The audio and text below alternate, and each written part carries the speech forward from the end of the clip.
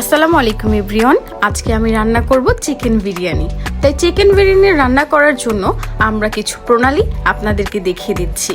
চিকেনগুলোকে আমি আলাদা পিস করে রেখে তারপর সেখানে টক দই দিয়ে চিকেনগুলোকে মাখিয়ে আধা ঘন্টার জন্য ম্যারিনেট করে রেখে দিয়েছি এবং পোলার চালগুলোকে ছেঁকে নিয়েছি একটি ছাঁকুনির সাহায্যে যাতে পানিগুলো ঝরে যায়। তারপর কিছু পাত্রে পেঁয়াজ কুচি, আলু পিস করে কাটা বিরিয়ানির জন্য, তারপর পোলার চালগুলো রাখা এবং মাংস এবং রাঁধুনি মশলাটা রাখা।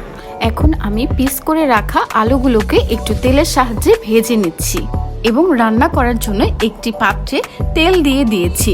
তেলটিকে গরম করে সেখানে পেঁয়াজ কুচি দিয়ে দিয়েছি এবং পেঁয়াজ কুচিগুলো লালচে করে ভেজে নিয়েছি। তার মধ্যে দিয়ে দিয়েছি তেজপাতা, গরম মশলা, দারচিনি এবং আদা রসুন বাটা এবং সেগুলোকে নেড়েচেড়ে কিছুক্ষণ কষিয়ে নিয়েছি এবং সাথে অ্যাড করে দিয়েছি রাঁধুনি বিরিয়ানি মশলাটা। সেগুলোকে নেড়েচেড়ে আমি কিছুক্ষণ কষিয়ে নিচ্ছি। 5 মিনিট জাল করে নেওয়ার পর সেই মশলাটার উপর রেখে দেওয়া চিকেনগুলোকে আমি ঢেলে দিয়েছি। তারপর কিছুক্ষণ নেড়ে চেড়ে আমি ঢাকনা দিয়ে 5 থেকে 7 মিনিটের জন্য ঢেকে রাখবো। 5 মিনিট পর ঢাকনাটা উঠিয়ে আমি ভেজে রাখা আলুগুলোকে চিকেনের মধ্যে দিয়ে দিব।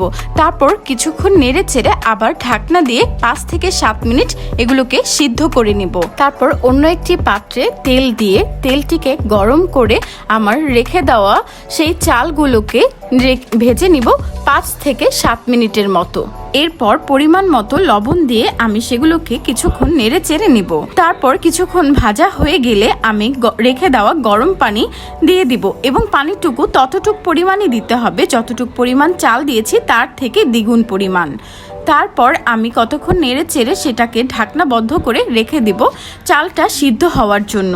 সিদ্ধ হয়ে গেলে তারপর সিদ্ধ হওয়া চালগুলোর মধ্যে আমি ঢেলে দেব সেই রেখে দেওয়া চিকেনগুলোকে। চিকেন আর চালগুলোকে আমি কিছুক্ষণ নেড়ে চেড়ে অল্প আঁচে সিদ্ধ করে নিব। দেন হয়ে গেল আমার সুন্দর চিকেন বিরিয়ানি। রান্না শেষ করতে না করতে আমরা চলে এসেছি খাওয়ার জন্য।